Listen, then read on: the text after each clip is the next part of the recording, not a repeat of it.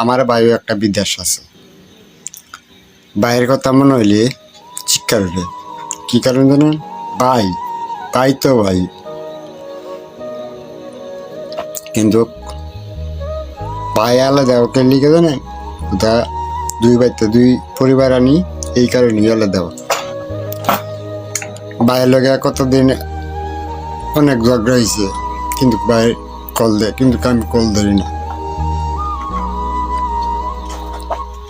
কিন্তু দোয়া করেন যে আমার ভাইটা লেখা, আমার বাপ মার লেখা। আমি একটা পাগল মানুষ,